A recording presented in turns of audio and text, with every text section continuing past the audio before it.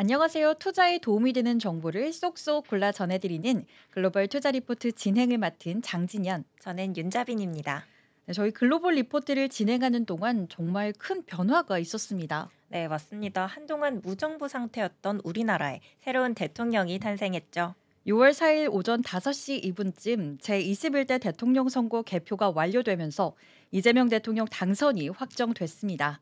그동안 정치 불확실성으로 외국인 투자자들이 우리 증시에 진입하기가 다소 부담스러운 상황이었는데 이 불확실성이 해소되면서 투자자들은 기대감에 차이는 분위기죠. 네, 그렇습니다. 새 정부의 출범식이 끝나자마자 외국인이 1조 원, 기관이 2천억 원 이상 순매수하면서 코스피 지수 2,700선을 돌파하는 모습 보여줬습니다. 촬영일 기준으로 임기 이틀째인 오늘은 코스피 지수가 1.49% 상승하며 10개월여 만에 2,800선을 탈환하기도 했습니다. 특히나 눈에 띄는 건 시총 상위 종목들이 강한 모습을 보여주며 시장의 상승을 주도했다는 점인데요. 삼성전자는 이제 6만 전자 회복을 목전에 두며 우리 증시에는 정권이 바뀌면서 증시가 일시적으로 올라가는 이른바 허니문 랠리가 이어졌습니다. 네, 허니문 랠리 이름부터 너무 로맨틱한데요. 왜 신호는 좀 짧다고 하잖아요. 허니문 랠리가 일시적으로 오르는 현상이라면 곧 저항을 받을 수도 있다는 건데, 그래도 새 정부에서 자본시장 활성화 공약을 내건 만큼 이번에도 상승 랠리가 조금 더 오래 지속되지 않을까요? 이 부분은 기대를 좀 걸어봐도 좋을 것 같은 게요. 전문가들은 새 정부의 정책 기대감과 환율 하락에 따른 수급 여건 개선 등이 당분간 증시를 밀어올릴 가능성이 높다고 분석하고 있습니다. 특히 이재명 대통령은 이 개미 친화적인 정책들을 내세우면서 코스피 5천 시대를 공언하기도 했죠. 그래서 오늘은 이재명 정부의 출범이 실제로 우리 경제와 증시에 어떤 영향을 미칠지 그 핵심 이슈들을 중심으로 차근차근 짚어보려고 합니다. 네, 워낙 공약도 많고 다양해서 헷갈렸는데 관련 정책들 정리해 주신다고 하니까 저도 오늘 좀 자세하게 들어봐야겠네요. 네, 좋습니다. 먼저 첫 번째로 경제 정책의 방향성부터 짚고 넘어가 보겠습니다. 이번 정부는 내수 회복을 최우선 과제로 삼고 있는데요. 출범 직후 13조 8천억 원 규모의 1차 추경이 통과가 됐고 30에서 35조 원 규모의 2차 추경도 예고되어 있습니다.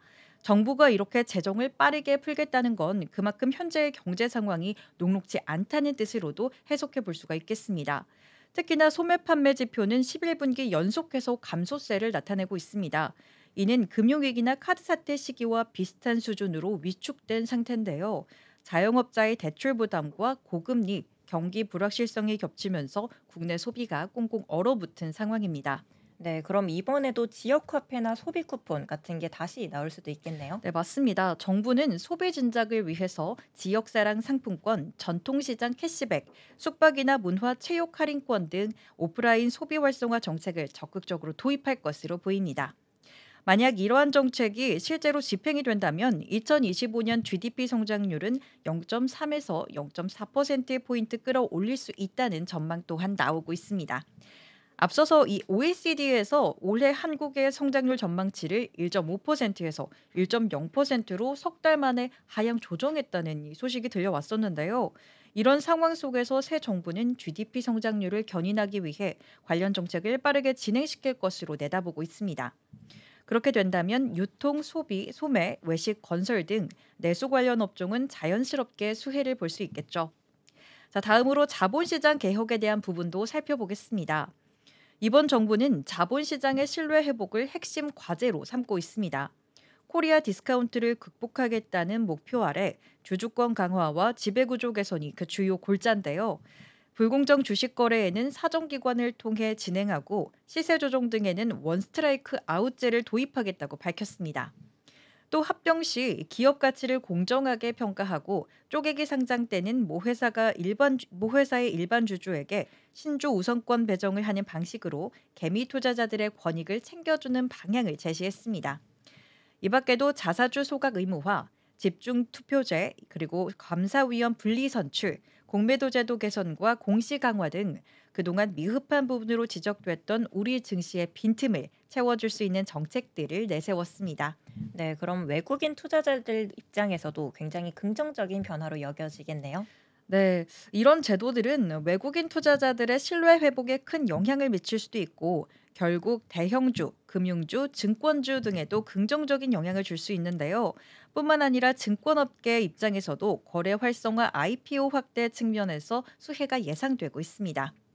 자, 다음으로 산업 정책, 특히 AI 중심 전략도 함께 살펴보시죠. 정부는 AI 산업을 차세대 국가 성장 동력으로 키우겠다는 입장을 밝혔는데 GPU 5만 장 확보, 대규모 데이터 센터 구축, 민간 AI 투자 100조 원 유치 등 정말 전방위적인 투자를 준비 중인 것으로 보여집니다. 네, 그렇다면 AI나 반도체 관련 테마도 좀 반응이 올 것 같은데요. 네, 그렇죠. 이 반도체, 클라우드, 보안, 모빌리티, 콘텐츠 등 AI와 연관된 전방위 산업들이 시장에서 주목을 받을 수가 있겠고요. 정부가 벤처 스타트업 생태계 육성에도 적극 나서면서 중소형 성장주 중심의 시장이 조성될 가능성도 있습니다. 자, 마지막으로 금융업도 주목해봐야 할 영역입니다. 은행은 서민금융 확대, 청년 신혼부부 주거자금 지원, 자영업자 부채 조정 등 공공 역할이 강화될 전망인데요. 증권사는 자본시장 개혁에 따른 신뢰 회복, 기업 공개 활성화 등이 수혜가 기대됩니다. 그리고 앞서 말씀드렸다시피 이번 정부는 장기적으로 코스피 5천 시대를 목표로 제시하며 자본시장에 대한 정책적 의지도 강하게 드러냈습니다. 물론 이는 상징적인 수치지만 시장에는 긍정적인 메시지로서 작용할 수 있겠죠. 이렇게 지금까지 다양한 정책들을 한번 살펴봤는데요. 그렇다면 자빈 아나운서, 실제로 이런 변화들이 증시에 정말 영향을 미칠 거라고 보시나요? 제 기억에는 과거에도 정권 교체가 증시에 좀 영향을 줬던 기억이 있는데 언제까지 지속이 됐는지는 잘 기억이 안 나네요. 네, 실제로 과거의 데이터를 살펴보시면요. 대선 직후 한 달간은 코스피가 평균적으로 약 4.7% 상승을 했고요. 3개월 후에는 8.4%, 1년 후에는 무려 15.4%까지 상승한 전례가 있습니다. 이처럼 새 정부 출범에 대한 기대감이 주가에 반영되는 흐름은 과거에도 계속해서 반복돼 왔는데요. 다만 그 이후의 흐름은 정책 이행 속도와 경제 여건에 따라 다르게 전개됐습니다. 기대감이 유지가 되지 않거나 정책이 실행이 지연된다면 3개월에서 6개월 사이에 초기 상승분이 일부 반납되는 경우도 종종 있었다는 점, 이 점도 기억하실 필요가 있겠습니다. 네, 아직까지는 기대감에 오르고 있는 만큼 투자하실 때도 주의하셔야겠습니다. 그렇다면 지금까지 내용들 간략하게 요약을 한다면 어떻게 정리를 해볼 수 있을까요? 네, 요약을 한번 해보자면요. 이번 새 정부는 내수 진작과 경기 회복, 자본시장 구조 개선과 투자자 보호, AI 중심 산업 육성과 중소기업 지원, 그리고 금융의 사회적 역할 확대를 주요 정책 기조로 삼고 있다. 이렇게 정리해 볼 수가 있을 것 같습니다. 이와 관련해서 증시 전문가들은 이 대통령의 증시 부양책에 대해 대체적으로는 환영하는 분위기입니다.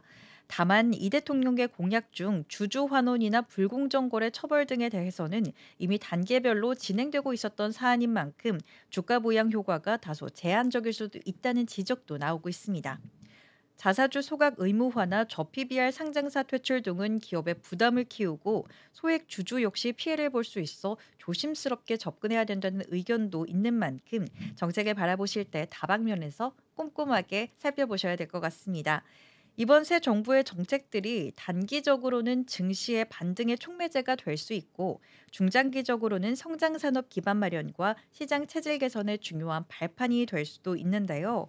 하지만 그 무엇보다 중요한 건 정책의 실행성과 일관성 그리고 시장의 신뢰인 것 같습니다. 이렇게 주목해 볼 만한 테마들 전반적으로 한번 살펴봤습니다. 이번에 자빈 아나운서는 이 정치 공백 해소로 인한 달러의 움직임 준비해 오셨다고 들었어요. 네, 달러 원환율, 미국 국채 금리, 그리고 글로벌 외환 시장 흐름을 준비해 봤습니다. 최근 들어 환율과 금리 모두 민감하게 움직이고 있는데요. 그 원인과 향후 흐름까지 하나하나 풀어드릴게요. 정치 공백 해소, 이번에도 원화는 웃을 수 있을까라는 제목의 조금은 위협감을 주는 농협 선물의 리포트입니다. 먼저 환율부터 살펴보겠습니다. 요즘 환율이 주목받고 있는 시장이죠. 개인적으로는 환율이라는 게 참 어려운 개념인 것 같은데 일단 환율은 최근 하락하고 있는 모습을 보여주고 있습니다. 여기서 환율이 떨어졌다는 건 달러가 약세를 보인다는 뜻이죠. 그렇다면 달러가 왜 약세였을까요? 첫 번째로는 트럼프 대통령의 관세 발언이 있겠습니다. 트럼프 대통령의 관세, 지금 몇 달째 질리도록 듣고 있는 이슈인데 혹시 진현님 최근 나온 트럼프 관련 이슈 알고 계신가요? 트럼프 관련 이슈라면 아무래도 요즘 뉴스에서 떠들썩하게 들려오는 게 또다시 이 트럼프 대통령이 철강 관련해서 좀 이야기를 내고 있어요. 또 음, 철강 관련 관세를 뭐 부과를 하겠다, 50% 부과하겠다 이렇게 좀 이야기가 나오고 있는데 네. 이와 관련해서 좀 대통령이 탁월하는 조롱을 받고 또 있다고요. 네, 맞습니다. 저도 너무 뜬금없는 이야기라서 한번 찾아봤는데 트럼프는 늘 꽁무니를 뺀다. 트럼프는 늘 겁을 먹고 물러선다. 라는 조롱 섞인 신조어입니다. 이 트럼프 대통령이 이런 조롱을 받고 가만히 있었을 것 같지는 않은데요. 네, 이러한 조롱을 듣고 정면 돌파하려는 건지 상호 관세를 유예하며 협상을 강조했던 트럼프가 관세를 인상하는 포고문에 서명하면서 폭주하는 모습입니다. 방금 언급드렸던 것처럼 트럼프 대통령이 다시 철강, 알루미늄에 대한 관세 부과를 언급하면서 시장은 긴장했는데요. 이런 보호무역 조치는 결국 글로벌 경기 위축 우려를 키우고 달러화에는 부정적인 재료로 작용했습니다. 투자자들은 혹시 또 무역 갈등이 시작되는 건가라는 우려 속에 달러를 파는 움직임을 보였고 이 움직임은 곧 달러 약세로 이어졌습니다. 여기에 국내 수출업계의 내고 물량 출회가 이어지며 달러 약세를 부추겼습니다. 국내 수출 기업들이 달러를 원화로 환전하는 수요, 이른바 내고 물량이 나오면서 원화 수요가 증가했습니다. 달러는 팔리고 원화는 사니까 당연히 환율은 하락하겠죠. 마지막으로는 외국인이 주식 매수와 달러 매도 소식이 있겠습니다. 외국인 투자자들이 국내 주식을 사들이는 움직임이 관측됐습니다. 이 과정에서 달러를 팔고 원화를 사들이는 포지션이 추가되면서 환율 하락폭은 더 커진 걸로 풀이됩니다. 이 원달러 환율이 떨어질 것으로 예측되면서 외국인 투자자들이 우리 증시에 조금 더 관심을 갖는 분위기인 것 같아요. 네, 앞서 진현님이 잘 짚어주셨듯이 대통령이 당선된 첫날부터 외국인은 돌아오는 모습이었습니다. 금리 이야기도 풀어볼게요. 최근 미 국채금리는 상승했습니다. 여기서 말하는 건 특히 10년 만기 미 국채금리, 흔히들 10년물 금리라고 부르죠. 10년물 미 국채금리가 상승한 이유는 바로 졸트 고용 보고서, 미국 노동부에서 발표하는 구인 이직 통계 때문인데요. 이번 보고서에서 4월에 미국 구인 건수는 무려 739만 건, 예상치였던 711만 건은 물론이고 전월치 720만 건도 상회하는 수치였습니다. 쉽게 말해 미국 기업들이 사람들을 더 많이 뽑고 있다는 뜻이죠. 노동시장이 뜨겁다, 즉 경기가 탄탄하다. 따라서 연준이 급하게 금리를 내릴 이유가 없다. 바로 이런 해석이 나오는 겁니다. 그래서 시장에서는 연준이 당분간 금리를 내리지 않을 수도 있겠다라는 판단으로 채권 매도세가 나왔고 결과적으로 채권 금리는 상승한 겁니다. 채권 이야기가 나와서 하는 말인데 저는 채권이 사실은 좀 아직도 살짝은 음. 어렵더라고요. 이 채권 금리가 오르면 도대체 왜 안 좋다는 건지 이 부분 조금 더 자세하게 설명해 주실 수 있나요? 네, 저도 채권 금리가 참 많이 헷갈렸는데요. 채권 금리를 한 문장으로 정리하자면 채권 금리는 미래 금리 전망을 보여주는 온도계라고 설명하면 될 것 같습니다. 금리가 오르면 대출 이자도 오르고 그렇다면 기업과 소비자 모두에게 부담이 되겠죠. 반대로 금리가 내리면 돈을 빌리는 게 쉬워지고 이는 주식시장에 긍정적인 영향력을 미치게 됩니다.